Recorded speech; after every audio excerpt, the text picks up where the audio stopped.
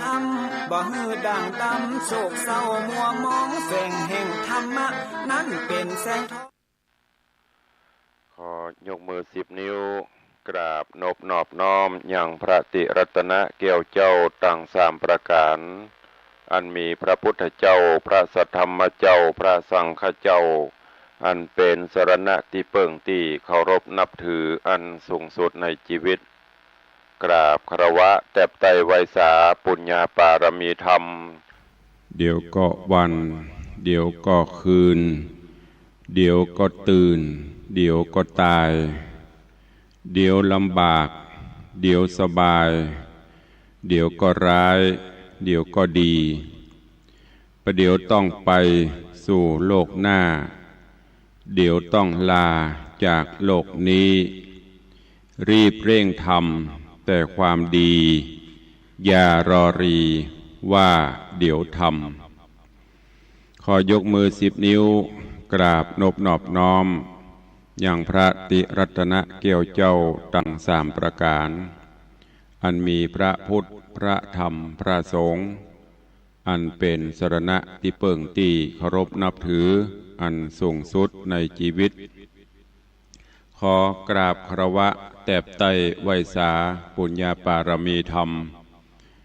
พระมหาเถรานุเถระภิกขุสังฆสามเณรเจ้าจุตนจุองค์อันหมายมีพระเดชพระคุณหลวงปู่พระพรหมมงคลที่ปรึกษาเจ้าคณะภาค7เจ้าอาวาสวัดพระบรมธาตุเจ้าสีจอมตองพระเดชพระคุณหลวงป่อท่านเจ้าคุณพระเทพโกศลที่ปรึกษาเจ้าคณะภาค7เจ้าอาวาสวัดศรีโสดาพระอารามหลวงพระเดชพระคุณหลวงป่อท่านเจ้าคุณเจ้าคณะภาค6จังหวัดเชียงรายพระเดชพระคุณหลวงป่อท่านเจ้าคุณพระธรรมเสนาบดีรองเจ้าคณะภาค7เจ้าอาวาสวัดพระบรมธาตุเจ้าดอยสุเทพพระเดชพระคุณหลวงป่อท่านเจ้าคุณพระเทพปริยัติเจ้าคณะจังหวัดเชียงใหม่เจ้าอาวาสวัด7 ยอดพระอารามหลวงอำเภอเมืองเชียงใหม่พระเดชพระคุณหลวงป่อท่านเจ้าคุณพระเทพรัตนนายกท่านเจ้าคณะจังหวัดลำพูนเจ้าอาวาสวัดพระธาตุเจ้าหริพุนชัยจังหวัดลำพูนพระเดชพระคุณหลวงป่อท่านเจ้าคุณพระราชรัชมุนีเจ้าคณะอำเภอเมืองเชียงใหม่เจ้าอาวาสวัดสวนดอกพระอารามหลวงอำเภอเมืองเชียงใหม่พระมหาเถรานุเถระครูบาสังฆเจ้าภิกขุสงฆ์สามเณรจุตนจุองค์ด้วยความเคารพเจริญสุขสวัสดียามเจ้าบรรดาปอออกไม่ออกศรัทธานาบุญสันนิบาตตันเข้าจุหนุ่มเท่าใจหญิงขอน้อมต้อนรับทุกท่านเข้าสู่รายการมรดกธรรมกับเมืองต่างสถานีวิทยุกระจายเสียงพระพุทธศาสนาแห่งชาติและสังคมคลื่นเพื่อการศึกษาพระพุทธศาสนาและวัฒนธรรมส่งสัญญาณออกอากาศต่างสถานีวิทยุวัดฝ่ายหินตำบลสุเทพอำเภอเมืองเชียงใหม่จังหวัดเชียงใหม่ในระบบคลื่นความถี่ FM 104.50 เมกะเฮิรตซ์สถานีวิทยุพระพุทธศาสนาวัดหนองกายตำบลสันปะยางอำเภอแม่แตงจังหวัดเชียงใหม่ส่งสัญญาณออกอากาศในระบบคลื่นความถี่ FM 99.75 102.0 และ 89.25 เมกะเฮิรตซ์สถานีวิทยุพระพุทธศาสนาจังหวัดเชียงรายส่งสัญญาณออกอากาศที่ดอยม่อนจำปีวัดพระแก้วจังหวัดเชียงรายในระบบคลื่นความถี่ FM 99.50 เมกะเฮิรตซ์และวิทยุชุมชนเสียงตามสายหอกระจายข่าวตามวัดตามวาตามหมู่บ้านต่างๆที่ต่างท่านเจ้าอาวาสต่างผู้ใหญ่บ้านกำนันปอแก่ปอแคว้น ได้เปิดออกลำโพงหอกระจายข่าวเสียงต่ำสายคือบรรดาญาติโยมศรัทธาได้รับฟังเสียงธรรมะในยามเจ้าพร้อมกันนี้เจริญปอนปอออกไม่ออกติดตามรับฟังกันตั้งวิทยุออนไลน์ซึ่งได้ลิงก์ออกไปไผที่มีโทรศัพท์มีอย่างก็สามารถเปิดรับฟังได้เข้าไปที่วัดฝ่ายหินก็จะมีสัญญาณลิงก์วิทยุออนไลน์ทางโทรศัพท์ก็ฟังได้หรือทางเว็บไซต์ของวัดวังสิงห์คำก็เข้าไปติดตามรับฟังกันได้เนอะขอขอบพระคุณทุกท่านที่ติดตามรับฟังรายการมาโดยตลอดทุกรายการทุกสถานีที่ได้จัดรายการและกราบขอบพระคุณครูบาอาจารย์ที่ได้ติชมได้รับฟังว่าจะเป็นครูบาสังฆมหาเถระเจ้าก็ฟังที่กล่าวกับผมได้นำมาเทศน์ตลอดจนพระสงฆ์องค์เนนก็หลายวัดหลายวาหลายรูปหลายองค์ที่ติดตามรับฟัง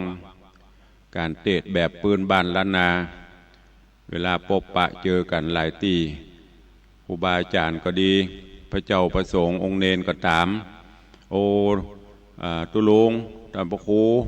ผมฟังรายการตลอดเนอะติดตามรายการท่านพระครู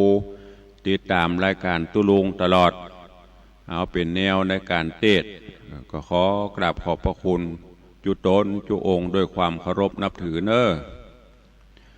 ต่างวัดต่างวากับเหมือนกันตื่นมาตั้งแต่ตี 4ทำภารกิจส่วนตัวตี 5ก็ขึ้นทำวัดสวดมนต์ปั่มเปงทำสมาธิภาวนาก็มาเทศนาหมุนเวียนกันไปก็เดี๋ยวก็ค่ำละภารกิจต่างๆเกือบจะไม่ได้ทำกันเต็มที่ในส่วนพี่น้องเจ้าบ้านก็เหมือนกันภารกิจก็ตื่นเจ้าก็ทำกิจวัตรส่วนตัวของภัยของมันไหว้พระสวดมนต์แล้วก็เตรียมตัวจะไปทำการทำงานกันก็ขอคุณพระคุณเจ้าพระพุทธพระธรรมพระสงฆ์เกี่ยวเจ้าทั้ง3ประการปกห่มอุบาสังฆเจ้าภิกษุสงฆ์สามเณรและพอออกไม่ออกศรัทธาเฮาเนอคือวันนี้ก็ขอให้ได้มีความสุขในการทำงานในการปฏิบัติภารกิจศาสนกิจของจุตนจุองค์ตัวโอกาสบัดนี้เจ้ารุ่งอรุณวันใหม่หับธรรมะฟังเทศฟังธรรมเจิญตันทั้งหลายเนอะตั้งอกตั้งใจสดับหับฟังพระธรรมเทศนาณโอกาสบัดนี้แล้วกำเดียวตายรายการเฮาก็ค่อยมาพบมาปะมาอู้มาเอ่ยกันตามปกติสัก4-5 นาทีนำข่าวสารมาแจ้งแล้วก็อนุโมทนาขอบคุณกับทุกท่านเนอะโอกาสบัดนี้เชิญทุกท่านตั้งอกตั้งใจรับฟังพระธรรมเทศนาเพื่อนำไปใช้ในการดำเนินชีวิตประจำวันณโอกาสบัดนี้นะโมตัสสะภะคะวะโตอะระหะโตสัมมาสัมพุทธัสสะสุดสุสังลาภัตเตปัญญังอัปปะมัตโตวิจักขันโนติสัทธโบดุราสัพพุริสทั้งหลายทั้งยิ่งใจใหญ่น้อยผู้ใฝ่ห้อยเจยบานจริงหือตานเข้านามวัตถุพรำปัจจัยศีลดวงใส58ได้โกดแขวดหักษาปากันมามวนหมู่พร้อมนาอยู่ฟังธรรมจุงดาจำฟังที่เอาเป็นที่สอนใจจักใครกล่าวจี้หือแจ้งที่ตามมีดังพระมุนีที่ไวเทศนาไวเมินมาบัดนี้แด่เตศรัทธาอันว่าสัพพัญญูพระพุทธเจ้าตนเป็นเก้าศาสนานำสัตตามวันหมู่หือโพ้นจากมารภัยเทศนาไขบอกเล่าหือหูเก้ากองดีได้เว้นหนีกรรมบาปอันกระยาบจังไร การว่ามีภัยมากล่าวหรือมีข่าวมาถึงหูเฮือพิจารณาดูที่สั้นอย่าด่วนสั้นเอาเบาอย่าถือเอานุ่นงิ้วใจจุ่งติ้วเอาหินพากันฟังเขาจะโดยง่ายก็จ้างฮ้อนให้ไปลางทุกปะปังจ่องหอยได้ตำก้อยเครื่องกาพองก็จะฮือใดพ้องก็ไกลฮือเสียแม่นลูกเมียมากล่าวอย่าฟังเฝ้าตัวตามแม่นคนหลายล้ำใหญ่น้อยมากล่าวถอยกรรมดีว่าตนบุญมีมาเกิดตนเจ้าว่าตนผ่าเสดมีมาจูงพิจารณาสันส่องฮือแม่นจ้องกองดีดังราชสีห์ตัวหนึ่งเราอยู่ป่าเศร้าหิมปานหานกวางฟันมาจางอันสัตว์ปากวางนาหกเล่นมาเป็นหมู่ต้นไม้ลู่เป็นสายได้เจ็บหลายไม่มาดก็โอกาสจะทำใครหูความเก้าเหตุหือเข่าโป้นเขตเครื่องขีดังนิยายมีแต่ก่อนเจนปูมอนปิตาว่ายังมีกระต่ายตัวหนึ่งนาบ่อไรนอนอยู่ใต้ต้นตาลพงสำราญมาม้อยดาจับม้อยหลับไปล้มกวัดไกวลายหลากหน่วยตันหักไปบน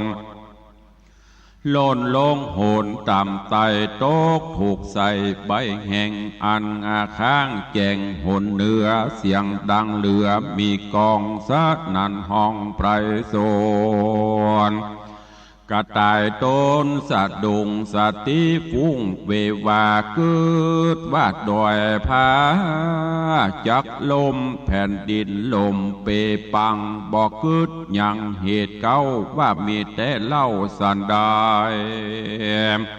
ป้อยหนีไปบ่จ้าเอาไปนาเป็นไม้ย้อนกวดตายหมูรีบบอกเจ้าหมูเรียวปันว่าจุงปากันอย่าจะเล่นจอมข้าเรียววายการบอกไปนั่นใส่สู่จักใดเมื่อมอนเหตุดงดอนป่าไม้แผ่นดินใหญ่แตกมั่งบ่หลอกข้างที่อยู่ไปสู่เรียวพานย้อนข้าหันสันทีบอบมีที่สั่งกาจิงเล่นมาสู่รอดอีดหิวหอดดาตายสัตว์ทั้งหลายน้อยใหญ่อยู่ป่าไม้ดงดานคือกวางฟันแลดสู่วอกก้างหมู่นางนีจุมเสือมีหยาบจ้าตั้งจ้างและมากงัวควายหมูป่าลายละเลือนกระทิงเถื่อนดงตานได้ยินมันเป่าห้องสนั่นกองแดนไกลก็ใส่ใจว่าเป็นแก่นว่ามีแม่นเป็นไม้ต่างกว่าตายจุผู้เล่นสะสู่สะสนกระต่ายตนหยาบจ้าเล่นก่อนแน่นำต่างลัดดงขวางห้อมหวยเฮวลิงจ้วยผาจานไม้โด่งตานน้อยใหญ่หักล้มไขว้เปปังมีเสียงดังกระคลื่นดังจากฟื้นโด่งรีตีนานราชสีอาจกลาเอวสอดลาดดงดานหันกวางฟันแรดจ้างวอกวีกังนางนีตั้งเสือมีลิงเมนหกวิ่งเต้นตามกันเสียงเนืองนั้นมีกองสัดนันห้องดงรามก็จะถามใครหูว่าสู่ม้วนหมู่ตั้งหลายเล่นผ่านภายสะเศร้าจักไปสู่ดาวแดนใด หรือมีภัยน้อยใหญ่เดือดร้อนไม่สั่งจาจุงใครจะบอกเราถึงเหตุเก้าตามมีสัตว์ดงรีม้วนหมู่ดังกล่าวอูไข่ปานว่ากระต่ายมันตัวนี้ได้กล่าวจี้ไข่กำว่าดงดำป่าไม้ดงด้อยใหญ่ผาหินพื้นแผ่นดินใหญ่กว้างจักแตกมั่งขจายการสู่ตั้งหลายเนิ่นจะเตี้ยงความหน้ามรณากระต่ายจะบอกกล่าวก็ฟังเฝ้าภายพันแล่นตัวมันบ่จ้าเหี่ยวกลัวความนาตายหนีราชสีอาจกล้าบ่ได้จ้าจะทามว่าดูรากระต่ายโดงรามตัวปูมึงได้หูและหันวาดในโดงตันใหญ่กว้างแผ่นดินลมแมงในจายิ่งใครจะกล่าวอูบอกเจ้าหมู่ตั้งหลายกูนี้หมายใครพอฮือแจ้งต่อกับตาจุงไกลกลาปอกเต้าไปที่เก่าบัดเดียวกระต่ายดงเขียวหยาบจาก็กล่าวว่ากำไปคาดแด่เจ้าดงไพรตัวอาจคาบ่มรณาเป็นทีย้อนเฝ้าหนีกลาพรากยิงโป้นจากต่างตายข้าบ่หมายคืนสู่ยังที่อยู่เดิมตีราชสีเถื่อนท่องก็ส่งเสียงฮ้องเรียวปันคมขนาบมันบ่จ้าว่ากูจักฆ่ามึงตายมึงอย่าหมายเล่นลีไปอยู่ที่แดนใดกระต่ายดงไพรนั่นใส่กันราชสีใหญ่คมขนาบสันทะทาบยินกลัวก็ก้มหัวหมอบอยู่บ่จังกล่าวอูไข่กำแล้วเฝ้านำไปนาป่าเจ้าป่าราชสีตั้งสัตว์ดงรีน้อยใหญ่หมื่นตัวได้เป็นตรารีบไกลกลาไปสู่ยังที่อยู่ต้นตาลกระต่ายดงดานนานเล่าก็บอกเล่าตามมีราชสีกวาดหูว่ากระต่ายลับอยู่สำราญมีหน่วยตาลตกใส่ใบตาลใหญ่อันแห้งข้างอยู่แจงหนเนื้อเสียงดังเหลือใจจ้าดังฟ้าผ่าลงมากระต่ายนี่นาลับอยู่บอกวาดหูคิงโตนใจเวบนไหวหวานกึดดอยลั่นจักลมปัทวีลมทลายเย็นกลัวตาหมู่โมจริงบอกเจ้าหมู่บ้านเดียวต่างรีเปรวเล่นกว่าลัดดันป่าดงนาเหตุสัตว์นานาหน่อยใหญ่บ่อพิจารณาไข้หันใส่ต่างใส่ใจแน่มันว่าเหตุนั้นมีมาดังมันจากกล่าวอูจริงแลนสะสู่สะโซนโกละคนอันใหญ่เกิดขึ้นไข้ลวงลายพ้องบำบายโมยมังบ่หลอกข้างลำบากแข้งขาหากอุดการเดียวย่างหันเสสามตุกปักคำจ่องหอยได้ตามก้อยเครื่องขี่ราชสีเจ้าป่าหูแจงกว่าจุอันก็ไข่ปันบอกเล่าฮือสัตว์ป่าเศร้าดงรีได้รีบหนีขึ้นสู่ในที่อยู่ภัยมันก็มิหันและนามูลลาศรัทธามวนหมู่อันพร้อมอยู่ฟังธรรม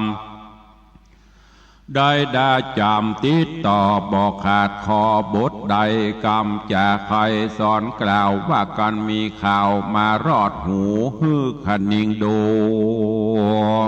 สานที่ฮือแมนตี้กองทำได้ยินกรรมกล่าวอูแม่นลิงลูตัวลมการบ่สมมักไฟ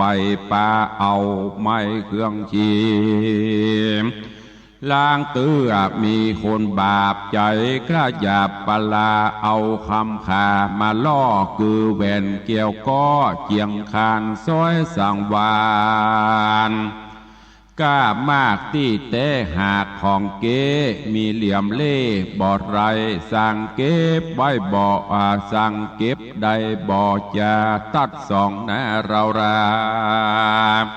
มีมาจาลายแหล่สั่งกล่าวแก่กรรมดีว่ากรรมขามีก้าใหญ่เฮานิสัยตั้งสองเก็บได้ของกามากสองเฮาหากเสมอกันกวนจักป่านบิดแบ่งหือถูกแห่งกองธรรมขอเอาคำนี้เล่าไว้กับเจ้าสันเดียวข้าจักเรียวคืนสู่ยังที่อยู่เกหามย้อนโบตา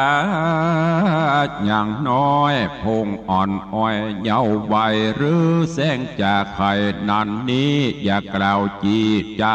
กกล่าวจีนาคือเราราไฟเอือได้ลงเชื่อตัวตามยังจากำงามกล่าวถอยอันว่าใส่ซอยทำมาโรงเครื่องประดับองค์นี้ใส่ขอเงินไว้ปั่นค่าเกิงนึ่งก้าคำขากันเราราเชื่อง่ายจกเงินใจมันไปได้คำใส่นานแล้วเตียย่อมเปล่าสูญโยเป็นตัวโคบ่อน้อยไหลหลังถอยตัวจอมได้คำปอมนั่นใส่ป่าหือได้มองผ่านแถมประการหนึ่งเล่าหูกึดเล่าขนิงหมายว่าการยิ่งใจใหญ่หน่อยมากล่าวถอยจากใครจักจวนไปนั่นดีทำงานที่สบายเงินหลายจักได้วันเกิดไข่ไปยาวแม่นด่วนเปล่าหาดเฮารีบฟังเฝ้าตัวไปจากทุกใจเมื่อซอยได้ตามก้อยทาโร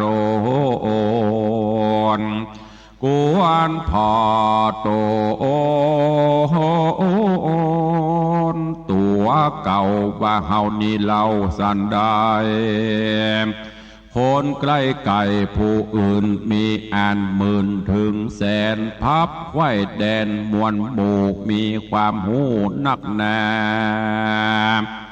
รูปโสภางามอาจสั่งบอกโอกาสเอาไปเป็น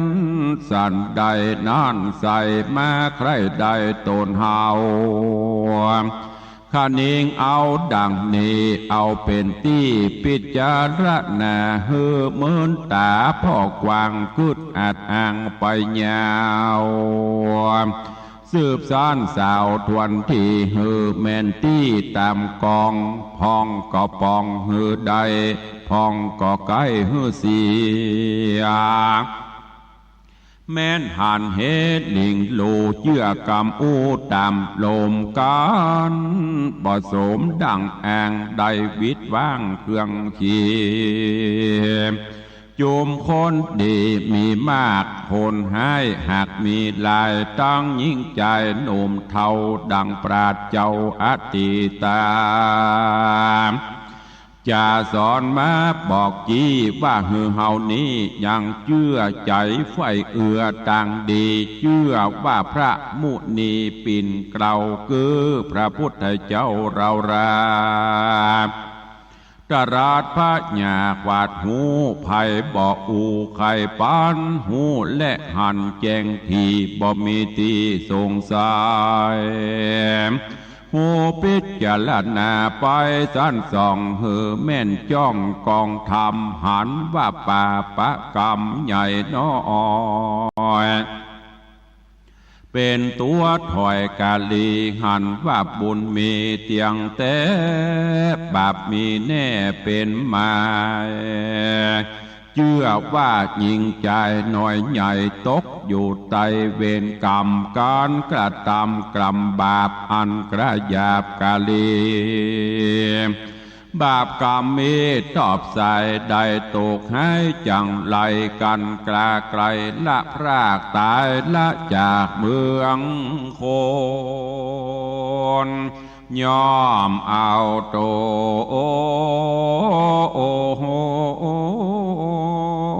ตกทอดลงสู่รอดอเวจีการกระทำดีนั่นใส่สร้างบุญไว้บอกขาดบ่อประมาทลาสาบุญจักป่าส่งอยู่เฮือได้อยู่เจยบานย่อสุขสำราญข้ามเจ้าบ่โศกเศร้าเครื่องขี่ก้อนตายหนีกลาพรากดับจิตจากเมืองโคนย่อมเอาตนไปเกิดจานฟ้าเลิศเมืองสวรรค์บ่อยาจะเลนา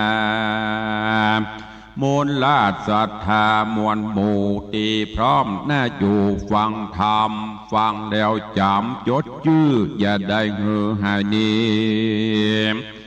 ดังบาลีแต่ไทยอันตั้งไว้ว่าสุดสู่สังละพเตปัญญังอัปปมัตตังวิจักขโน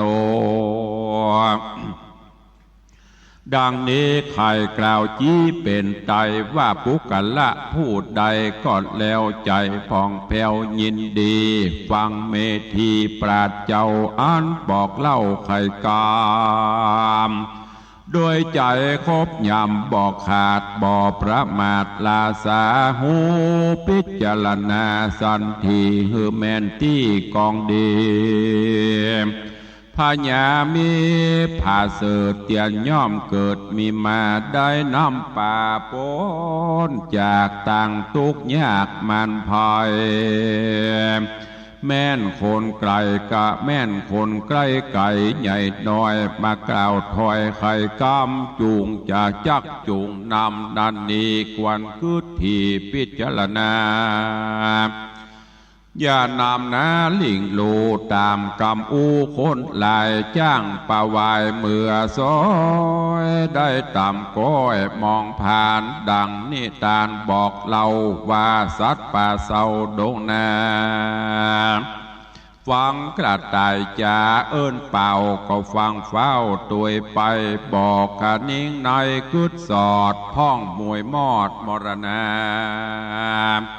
พ้องแข้งขาหักลากได้ลำบากเครื่องคิดดังราชสีตัวอาจหูกึดกวาดหันสายเฮือสัตว์ดงไพรใหญ่น้อยกลากลาดกร้อยต่างวัยคือโป้นต่างตายจุภูเฮือได้อยู่สวัสดีนั่นแหละนะเนติตังขีญาสังวันนาวิเศ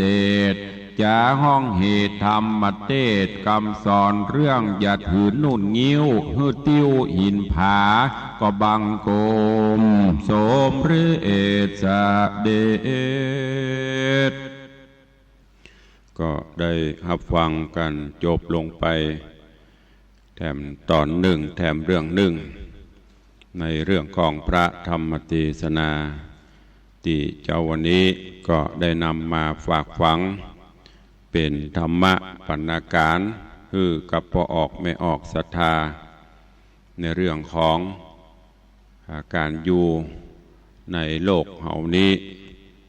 ขอให้เป็นผู้ที่มีความหนักแน่นจะไปเป็นคนหูเบาจะไปเป็นคนเจือง่ายลำไปอย่างได้ทำเพิ่นว่าจะไปถือนุ่นงิ้ว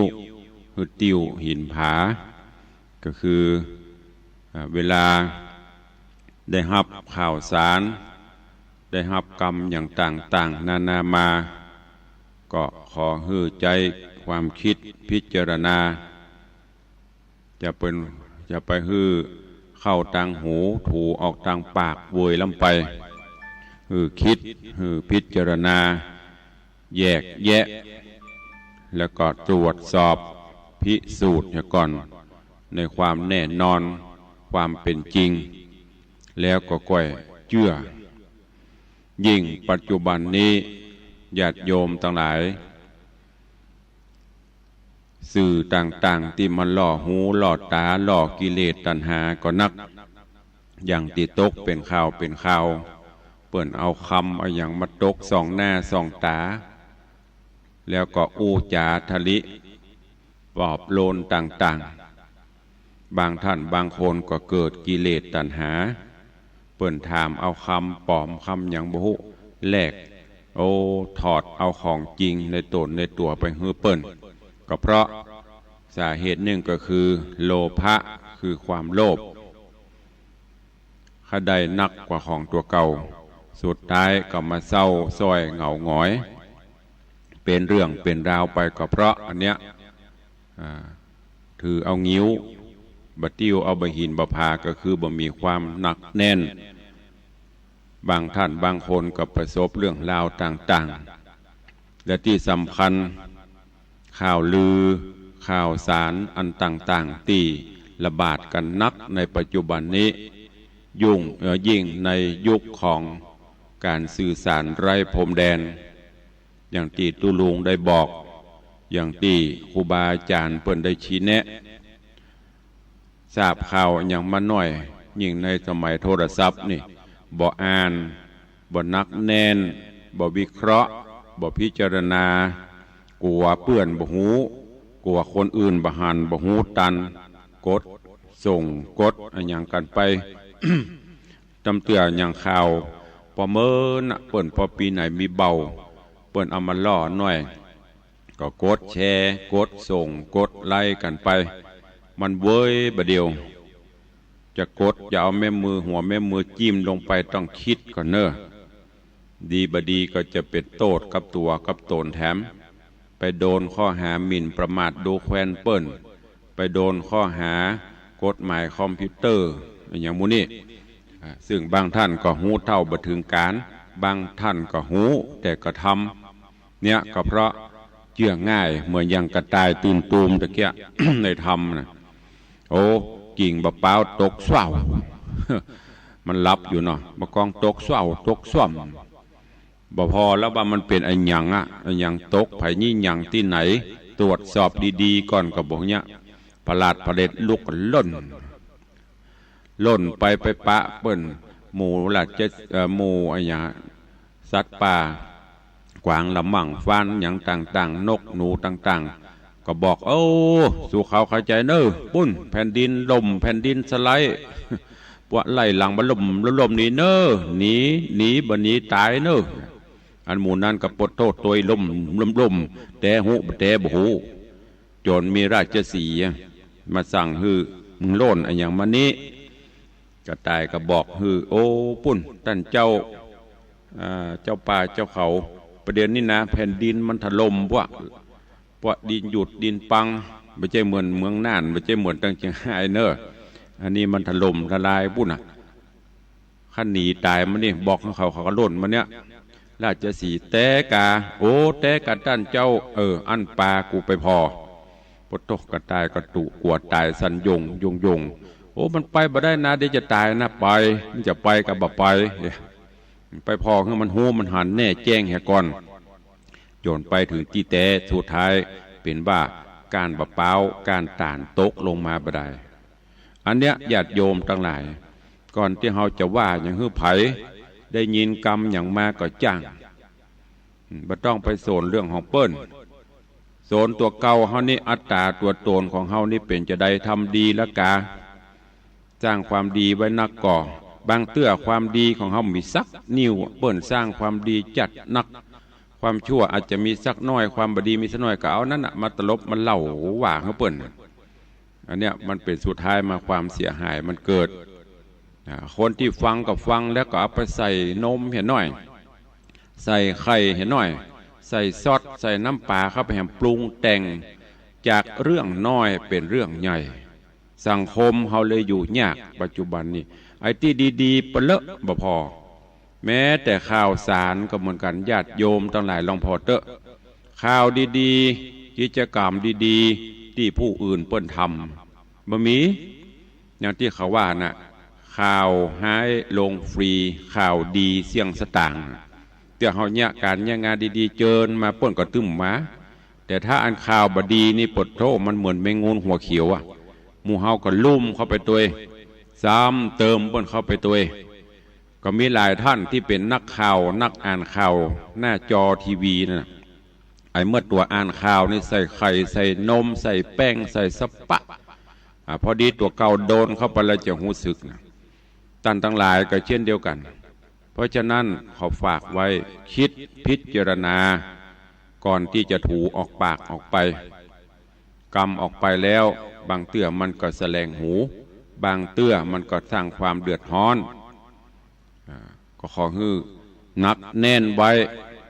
เอาใบหินห้อยคอไว้เอาบะพาห้อยหูไว้พ่องเจาะหูแล้วใส่จี้หูก็คือมันนักอันเนี้ยคนเท่าบกรเพิ่นใส่จี้หูนะเพิ่นคือทวงหูเป็นปริศนาคือนักแน่นจะไปเชื่อง่ายคิดพิจารณาเอาอย่างพระพุทธเจ้าเปิ้นคือหลักพิจารณาตามหลักกลามสูตรนะจะเชื่ออย่างก็ตามจะไปหันว่าคนคนนี้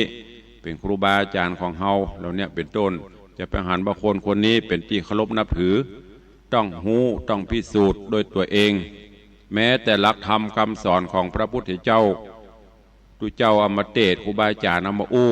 เฮาก็ต้องคิดพิจารณาแยกแยะก่อนว่าแต่บัดแต่อันนี้ฝากไว้กับญาติโยมเฮาท่านทั้งหลายในสังคมปัจจุบันนี้น่าห่วงคนเฮาไปถือเอากระงิ้วถือเอากระนุ่นความเบาบ่มีความหนักแน่นเชื่อง่ายและสุดท้ายก็เสียใจยิ่งอย่างที่ประวัติอย่างที่บอกจะตกทองตกอย่างน่ะแม้แต่ตุเจ้ายังโดนนะ